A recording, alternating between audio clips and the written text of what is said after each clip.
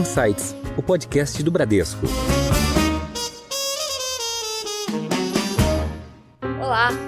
O Insights inicia uma série de entrevistas agora com empresas que já são ou estão muito próximas de serem net zero, ou seja, companhias que neutralizam as emissões de carbono.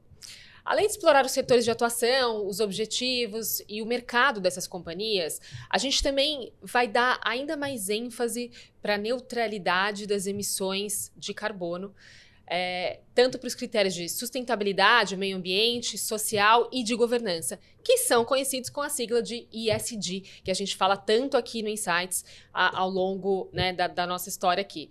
E hoje eu tenho a honra de conversar sobre carbono zero e, além de outros vários temas, com o Cristiano Teixeira, que é o CEO da Klabin, uma das maiores produtoras brasileiras de celulose de eucalipto e pinos, papel cartão, papelão e papel para higiene pessoal. Cris, muito bem-vindo ao Insights. Agradeço muito.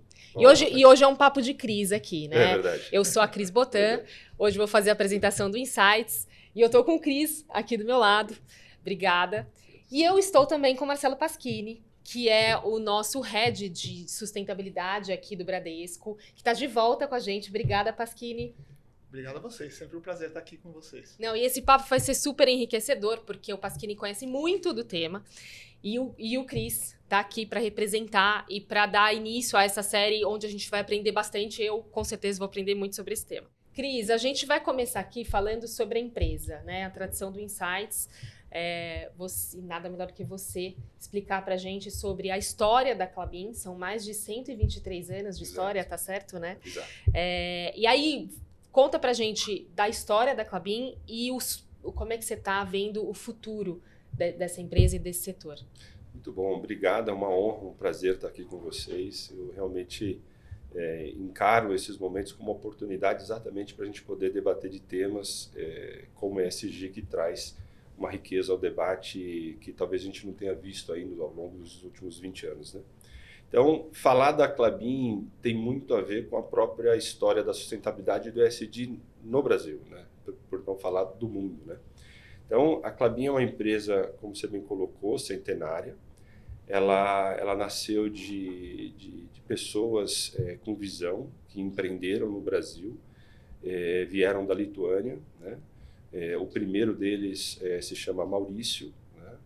E a partir dali ele trouxe primos, né? E vieram para trabalhar primeiro com venda de papel importado e depois com muita, na verdade, dedicação e olhar para o futuro, enxergaram nesse setor um setor próspero, né? E como tudo na vida, também tiveram oportunidades, e acharam, por meio de contatos, na época que a indústria de jornal precisava principalmente de papel para suprir a impressão aqui no Brasil, muito desse papel era importado, né? Acharam nesse setor de substituição de importações de papel para impressão de jornais uma oportunidade de produzir celulose no Paraná, isso já na década de 30. E foi a partir dali que, então, de fato, começou o processo industrial. Já tinha tido uma pequena indústria em São Paulo, mas foi ali, de fato, que a empresa começou a se transformar. E de lá para cá, mudou por várias vezes de tipos de papéis, a gente vai poder falar um pouco mais para frente, e hoje é uma empresa mais dedicada à parte de embalagens, itens de consumo,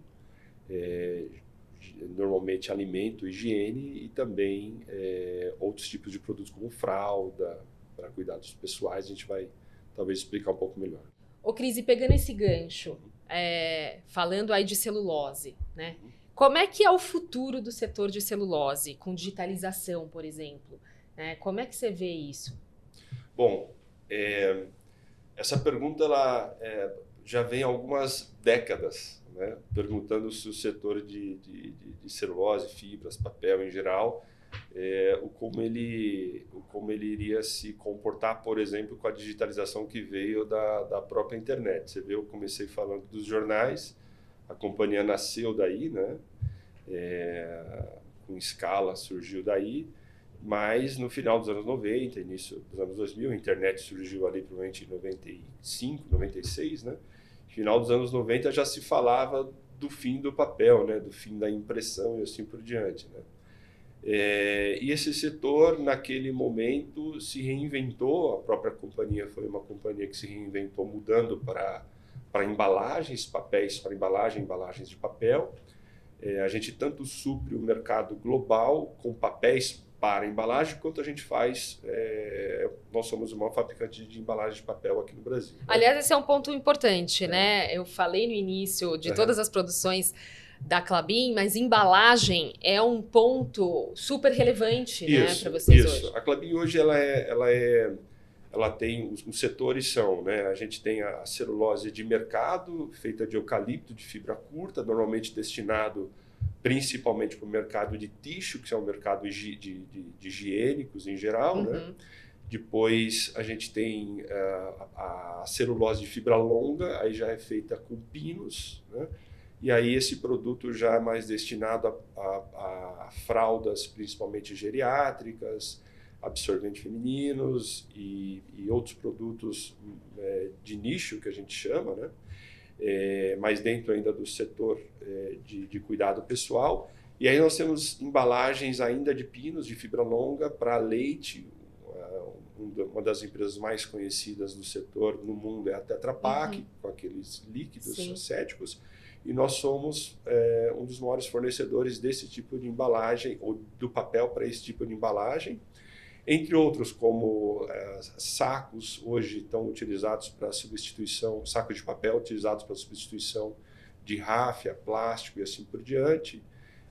Copos, bandejas, caixas de papelão, cartão para todo tipo de sortimento num supermercado. Difícil você não atravessar um corredor de supermercado sem passar por 2 ou 3 produtos embalados com papel cartão feito por nós, né? Então, de fato, a embalagem é o nosso forte. Mas, como eu ia dizendo, a digitalização, quando ela surgiu, de fato, ela trouxe ameaça para o setor. E o setor buscou, principalmente nas embalagens, claro, ainda há muitos fabricantes de papel para imprimir e escrever no mundo, ainda é um produto importante, claro. Né? As resmas, folhas A4, etc., né? Papéis de impressão, mas esse mercado vem decaindo e muitas empresas do setor se adaptaram para o setor de embalagens, como foi a Klabin, né? Então a Klabin converteu parte das suas máquinas para esse setor que a gente já atuava, né? E de lá para cá a gente vem ganhando notoriedade. Então já são aí praticamente 50 anos que a gente vem muito forte nesse setor de embalagens de papel. E agora, mais recente, acho que a nova onda de digitalização foi o e-commerce, né? Que, na verdade, esse novo canal de vendas, né? Então, além do supermercado, além da compra na gôndola, você comprar pelo computador, portanto, digitalização das vendas, né? Trouxe uma grande oportunidade para o setor, porque são demandados caixas de papelão para o transporte, e isso tem criado demanda no mundo todo. Então, a gente vem se criando, inclusive a própria Klabin criou um site para venda de embalagens de papel, a gente chama de Klabin for You. Então, portanto, a digitalização veio apoiar o setor, na verdade. Ou seja, você está falando de inovação, né, Cris? Porque isso. É isso. Ao longo de tantos anos de história, vocês começaram com foco e com a mudança do mundo, de tendência, vocês foram se adaptando, se reinventando, né? E trazendo inovação para o negócio de vocês. Isso. Essa indústria, veja, acho que o grande diferencial da indústria de celulose e papel no Brasil, ela vem exatamente pela produtividade da própria floresta, né? Nós temos as florestas mais produtivas do mundo, não só em eucalipto como em pinos, portanto, não só em fibra curta como em fibra longa, né? Então, o capital intensivo, portanto, o volume de dinheiro que você vai comprar área para plantar, ele é menor, é menos hectare do que qualquer outro lugar do mundo. Então, as empresas do setor no Brasil têm se diferenciado a partir da fibra, né? Então, o que a gente pode entender que a evolução dessas empresas do setor no Brasil, hoje a evolução foi buscar soluções das mais dinâmicas, inclusive, porque o mercado está muito dinâmico hoje em dia, né? a partir das florestas. Então, é das florestas que a gente hoje pode pensar em soluções diferentes para as fibras. Então, da mesma forma que a gente se redescobriu com a digitalização por meio das vendas digitais, das vendas do e-commerce, também hoje a gente pode encarar uma nova jornada daquilo que a gente chama de bioquímicos, né? Que são os químicos da própria madeira. Um exemplo que eu acho que é bem de momento, bem oportuno, né? O Brasil precisa de potássio para poder fazer os seus fertilizantes, a gente chama de NPK. Desses três produtos que compõem o fertilizante, o potássio é um dos que a gente importa, né? Da Rússia e da Ucrânia, lugares hoje que estão numa questão geopolítica de conflito. E uma vez esse produto não podendo ser transportado para o mundo, isso criou, inclusive, ou poderia ter trazido, inclusive, para o Brasil um problema, uma vez que a nossa economia, basicamente, a sua força vem da agricultura, né? O que a gente fez? Nós somos a primeira empresa do setor no mundo que conseguiu tirar o potássio da própria árvore, tá? E reaproveitar esse potássio. Porque quando a gente, no processo produtivo da madeira, você colhe a madeira. Primeiro, acho que é importante dizer, porque nem sempre isso é tão óbvio, né? Aqui no Brasil existe uma legislação bastante restrita em relação ao trato da floresta. Isso depende do bioma que você está. No nosso caso, é mais o bioma da Mata Atlântica. A gente mantém a floresta nativa, a mata nativa, e a gente planta na outra área, né? Então, a gente planta a árvore, a gente cultiva a árvore da mesma forma que se cultiva a agricultura, da mesma forma que se cultiva maçã, soja e assim por diante. Portanto, a gente colhe aquilo que a gente planta. Né? E o resto é mantido. Perfeito. Né? Então, isso é importante explicar, porque em vários outros países do mundo você deixa isso se regenerar de forma natural, né? E no nosso caso a gente cultiva. Né? É um diferencial, inclusive, para outros temas de sustentabilidade. Mas, nesse contexto, quando a gente colhe essa árvore, a gente pica essa árvore, né? E por meio de cavaco a gente faz o cozimento dela. Né? Desse cozimento a gente separa o material orgânico da fibra. A fibra vai virar papel, vai virar celulose, e o material orgânico que ficou ali, a gente chama de licor. Esse licor tem poder calorífico, e isso vai gerar energia térmica para cogerar energia elétrica. Né? Portanto, essas fábricas de papel celulose, elas são superavitárias em energia térmica, e com isso a gente consegue produzir energia elétrica. Desse processo, tá? A gente, depois desse licor ter sido utilizado, a gente tem cinzas que serão tratados por meio de a gente usa um forno de cal, e as cinzas desse processo contêm potássio. E nós somos a primeira empresa do mundo que consegue extrair esse potássio. Essa unidade, inclusive, começou a operar agora nesses dias, para se reutilizar como fertilizante nas nossas próprias florestas. Né? Então, esse setor ele vem se reinventando, para ir ao seu ponto inicial, por séculos. Né? E agora, recente, ele tem se reinventado principalmente por meio da circularidade, da reutilização dos seus próprios insumos. Né? Certo. Então, o Brasil é bastante competitivo nesse setor. Olha, eu não conhecia esses detalhes, estou aqui encantada, mas para você já está mais familiarizado, né, Pasquini? Eu já estou mais familiarizado, mas eu confesso que é uma surpresa cada vez que eu ouço, né, as nossas empresas brasileiras aqui falando da quantidade de tecnologia que a gente tem colocada em cada um dos processos que nós temos, e quanto na frente até de outros países a gente se encontra. E olha que ponto bacana, a gente está falando aqui de trazer o Brasil no centro dessa tecnologia, dessas discussões, e são discussões atuais, né, que estão cada vez mais ganhando relevância e importância, né? Tá aí a COP, que traz isso como um tema à frente, né, na atualidade. E aí, falando de internacionalização, né, como é que vocês trabalham hoje, Cris? O mercado nacional consome toda a produção da Klabin? Como é que funciona isso entre Brasil e o mundo? Não, a capacidade hoje de fibra que a gente consegue produzir e tem trazido capacidade, né, nova, basicamente será destinada para exportação, na sua grande maioria. Exportação, então, de papéis que se tornarão embalagens, portanto, serão convertidos em embalagem no mundo todo. Então, pensando de forma prática, um supermercado na Europa, um supermercado na Ásia, certamente terá produtos com embalagens feitas com os papéis da Klabin. Mas aqui no Brasil, nós somos integrados, que a gente fala, né? Então, a nossa internacionalização, ela passa pela venda do papel que se torna lá em embalagem por um convertedor no destino, em todos os continentes. Já que no Brasil, nós somos o convertedor. Então, a gente do papel, a gente manda para as nossas unidades de papelão do lado, que, portanto, fazem as caixas, e ali a gente está ligado direto ao que a gente chama de end user, que são as grandes marcas, né? Unilever, Nestlé, Mondelez, Tetra Pak, Coca-Cola e assim por diante, né? As cervejas, todas elas, né?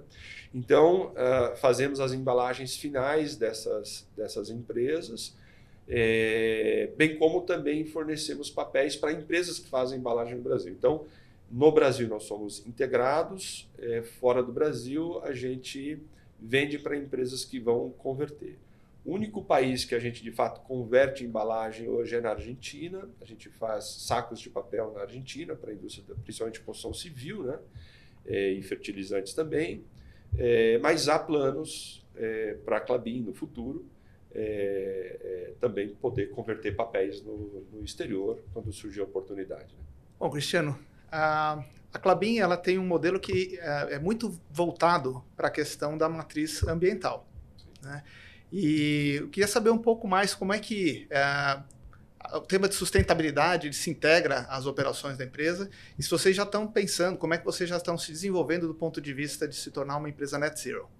Bom, Marcelo, o nosso negócio, pelo fato da gente cultivar árvores, né? Então acaba colocando a gente no trato da natureza, no trato dos serviços ambientais, como a gente se comporta com onde a gente está em função da precipitação das chuvas na região, como que é o solo, como que é a produção de agricultura daquela região. Então, portanto, a gente nasce de uma empresa de cultivo de floresta. Dado esse contexto, nós temos vizinhos, portanto, comunidades. Nós temos o trato cuidadoso de garantir que as outras culturas que se avizinham à nossa tenham o mesmo recurso hídrico que nós temos para produzir as suas culturas. Então, a partir daí, a gente tem programas, tá? Daí vem, eu acho que o trato de como a sustentabilidade ela coexiste na companhia. Não dá para dizer o que vem primeiro, porque o trato do solo e o convívio com as comunidades, né? Eu acho que muito antes do termo sustentabilidade, a Klabin já tinha esse trato. Né? É uma integração, é uma né, integração. Cris? Eu estava pensando exatamente nisso. Incrível como a sigla ESG está muito bem representada por todo o seu processo, né? Porque para esse trato de como o meu vizinho tem recurso hídrico, nós temos um programa chamado Hidrossolidário, que na verdade a gente busca exatamente a fonte hídrica as microbacias daquela região, o como proteger, né? Se você o desmatamento, né? A gente se depois passarmos por esse assunto, mas existe o desmatamento permitido, vamos falar assim, né? É um tema complexo de entrar nele, mas a gente pode entrar se necessário for. Mas quando você faz algum tipo de desmatamento de acordo com a região que você está, com o bioma que você está, não se deve, em hipótese alguma, por exemplo, você tirar a sombra de uma microbacia. Só que muitas vezes você não vê uma microbacia, né? Você precisa estudar essas regiões, né? Para exatamente manter aquilo com o papel que ela tem para poder, na região, principalmente no subsolo, poder manter aquelas outras culturas. Então, esse programa ele vem exatamente para respeitar os nossos vizinhos. Então, eu te falo assim, a sustentabilidade para nós, tá? tem a ver com o que a gente já fala há muitos anos, na verdade há décadas, que é a licença social, a licença para operar. Essa licença existe? Não, ela não existe, mas se o meu vizinho, lá no meio da floresta, em todas as regiões que a gente atua, ele estiver incomodado porque a cultura dele, de alguma forma, está sendo prejudicada pela minha,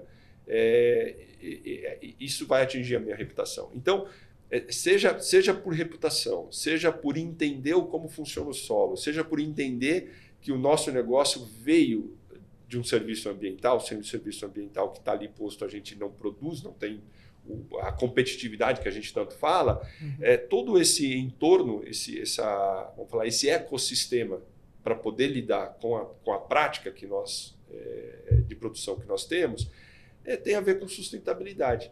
Então, eu diria assim, é muito bom que o tema hoje tenha ganho o debate e a dimensão, a relevância que teve com a terminologia ESG, mas muito antes disso, com as várias outras terminologias que foram utilizadas para se falar de como lidar com os recursos naturais, a gente já vem praticando simplesmente porque tem que ser assim.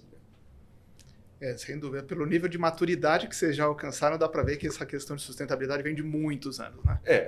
Você sabe que tem uma curiosidade que os corredores, que hoje o próprio FSC, que é um certificador de manejo florestal, eu reputo como mais de maior credibilidade no mundo, né?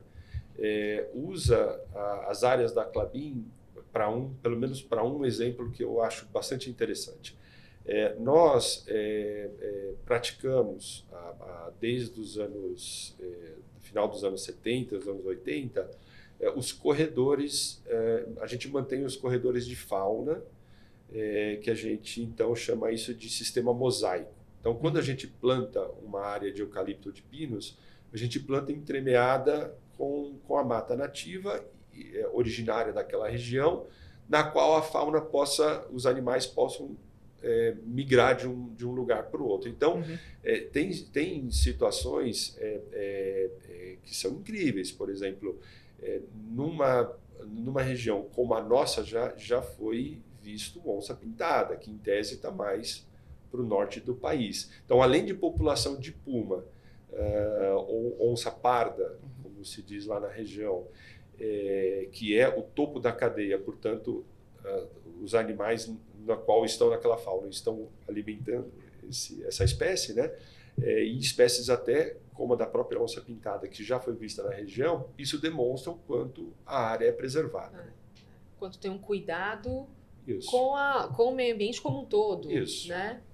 Perfeito. E, Cristiano, você falou aqui bastante sobre uma questão que para a gente tem sido cada vez mais relevante, que é a questão da biodiversidade. Certo. Né? Como é que você tem visto isso? Como é que vocês lidam na Klabin com a biodiversidade? Veja, esses ecossistemas ou os biomas na qual o Brasil tem o privilégio de deter, né? Cada um tem uma característica diferente, mas no fundo pode mudar a fauna ou a flora de cada um desses biomas, mas cada um deles tem a sua importância.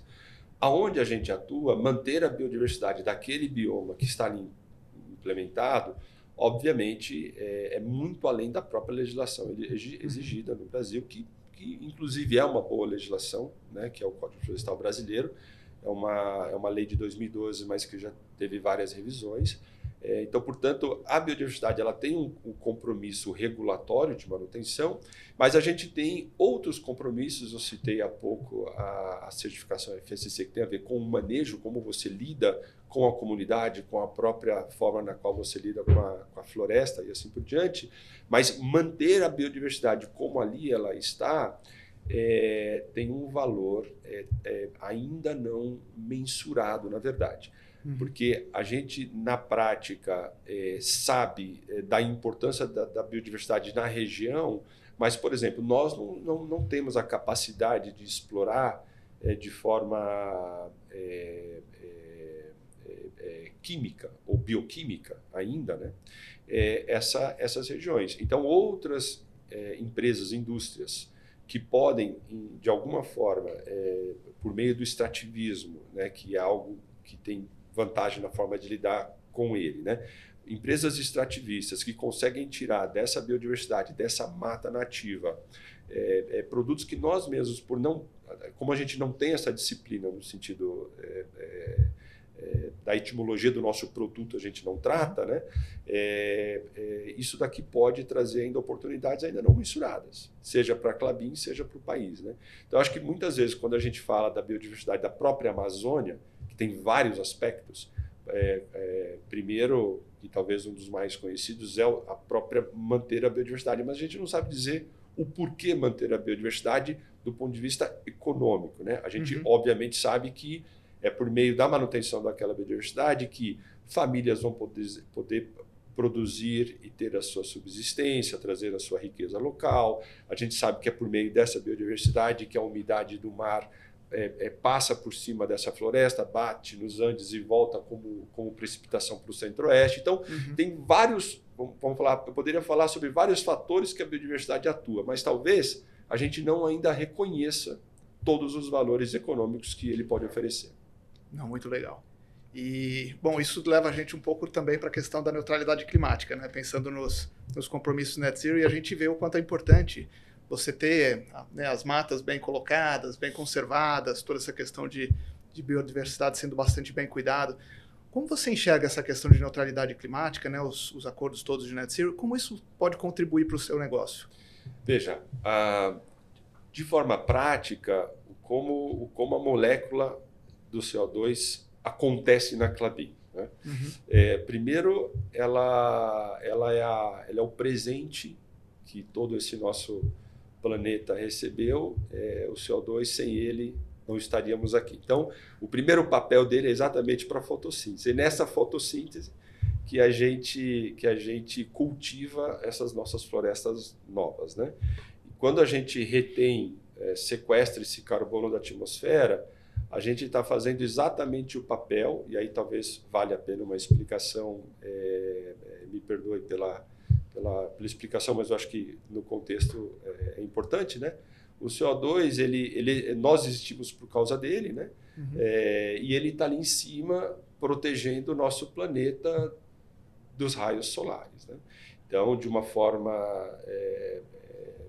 na qual eu entendo, eu não sou um cientista, mas como me ensinaram, esse calor entra, fica na nossa atmosfera, e a partir daí que a gente, inclusive, pode, todo o cultivo e toda por meio da fotossíntese, que a gente cultiva as nossas árvores, florestas, assim por diante. Bem, mas isso que é muito bom, né, ele tem sido o vilão. Então, às vezes eu fico até com receio que parece que o CO2 é um vilão e, na verdade, ele não é. É né? verdade, né? O vilão é que o tempo que essa molécula ela sobe e depois desce por meio do consumo, do sequestro de carbono pela fotossíntese ou pelas algas dos mares, assim por diante, ele tem demorado mais tempo do que o normal. Então, se a gente volta a 200, 250 anos atrás, ele ficava uma quantidade de anos na atmosfera e depois ele era reabsorvido.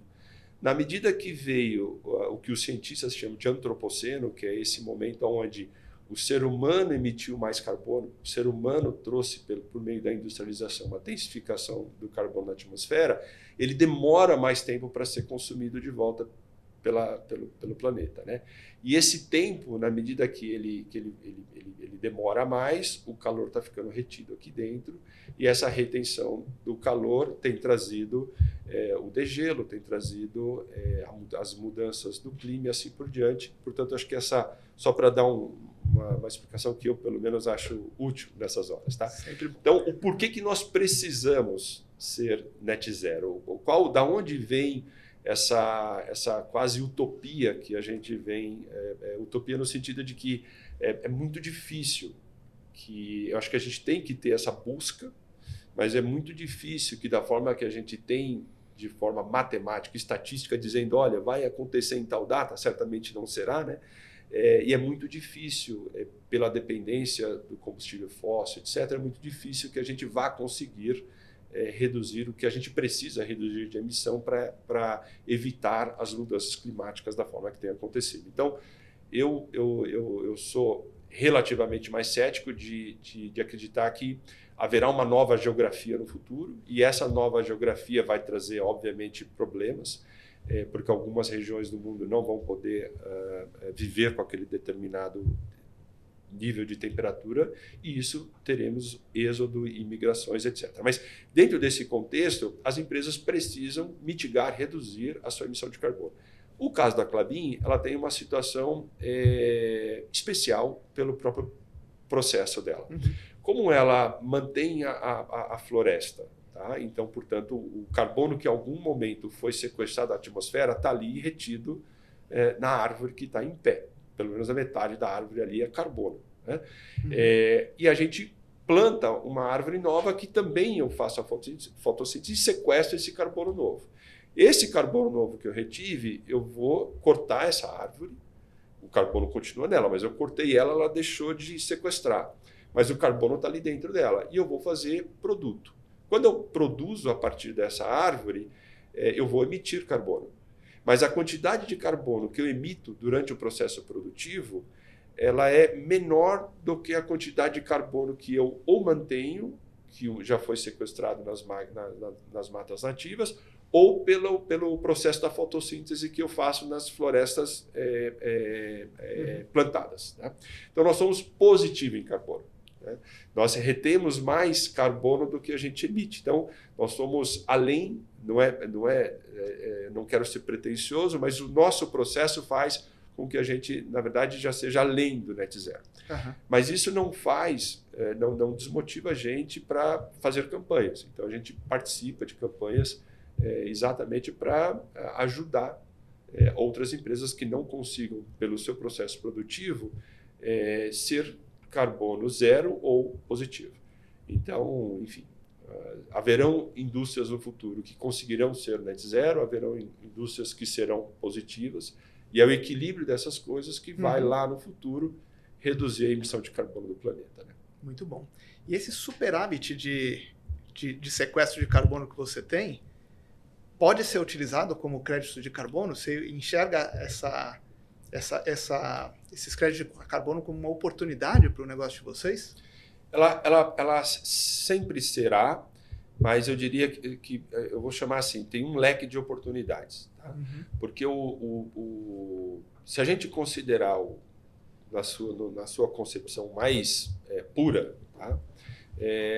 O carbono, a molécula adicional deveria gerar o crédito mais valioso. Eu não vou falar que só essa deveria gerar o crédito, porque vão ter outras formas de crédito. O mercado regulado no Brasil ainda está iniciando.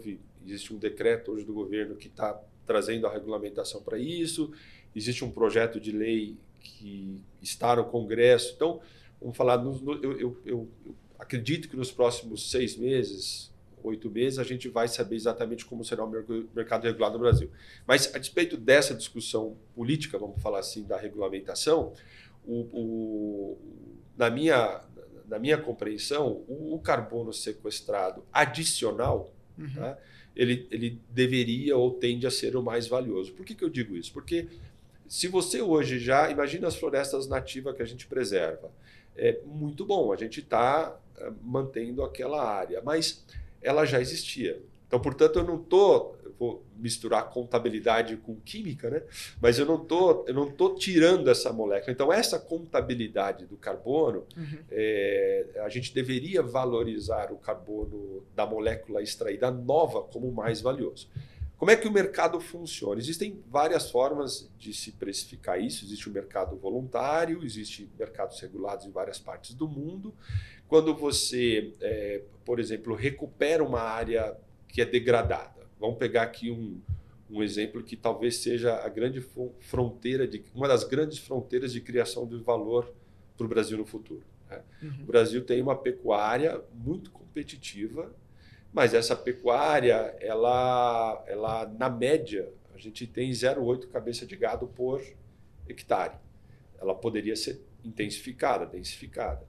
Se isso acontecesse, liberaria área que poderia virar mata na sua reconstituição, caso já não seja uma área regularizada de acordo com a legislação, então ela pode ser reconstituída, como também ela pode vir a ser uma área produtiva. Então, quando você recupera uma área degradada, por exemplo, pelo pasto, você está trazendo uma molécula nova, você está extraindo uma molécula nova. Então, nesse momento, está aí uma oportunidade de crédito de carbono. Então, eu não tenho dúvida que o fato da gente ser positivo já é algo que vai criar valor para a companhia, já cria, na verdade, mas ainda há novas oportunidades que têm a ver com o crescimento do próprio negócio. Então, se a gente crescer o negócio, não só na Klabin, mas se o Brasil passar a ser mais relevante do que já é em florestas plantadas, cultivadas, surgirão várias oportunidades em crédito de carbono no mundo.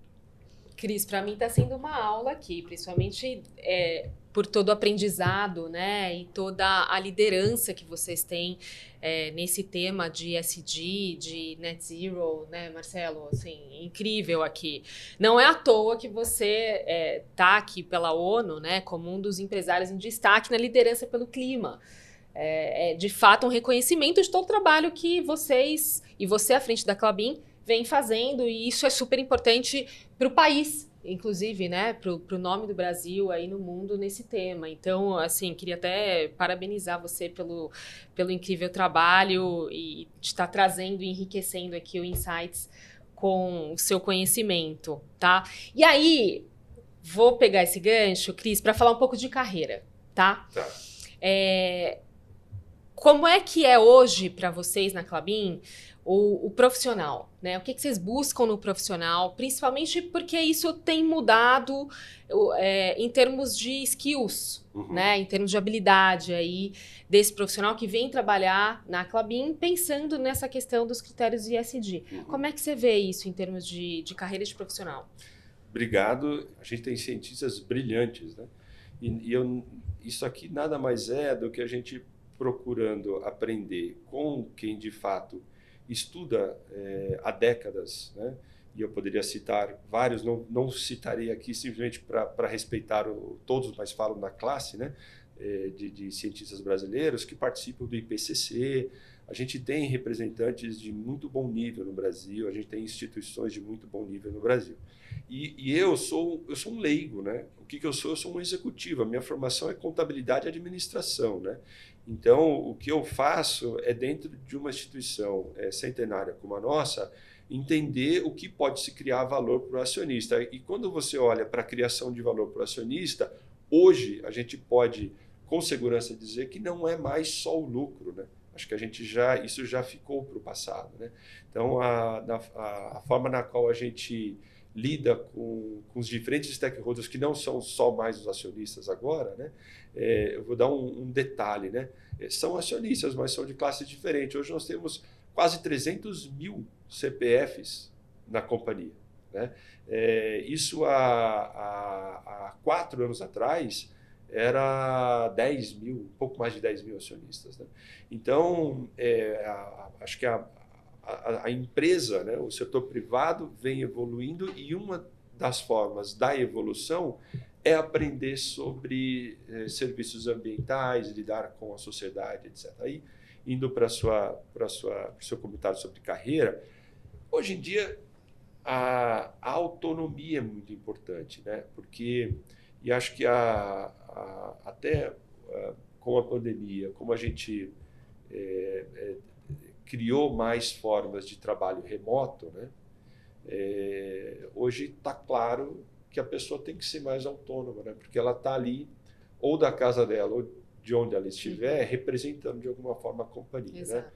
Essa autonomia, ela exige, obviamente, protocolos, né?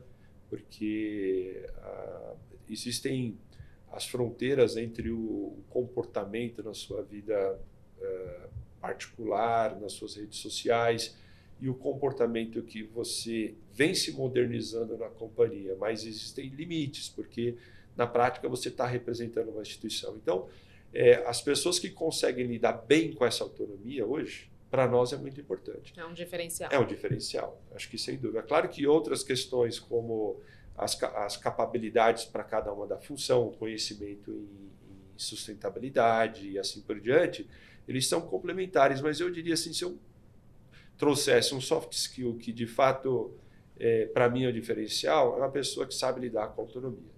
Bom, estamos chegando ao fim de mais uma excelente conversa aqui do Insights. E para manter a tradição, eu vou pedir para vocês dicas culturais de filme, de série, de livro. Vou começar com você, Cris.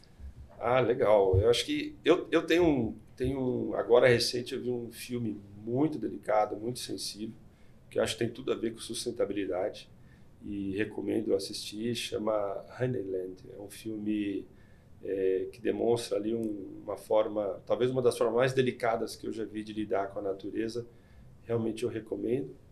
E eu acho que uma outra dica oportuna é o livro Catástrofe, do Neil Ferguson. Eu estou lendo, não consegui acabar ainda, mas está me provocando bastante reflexão.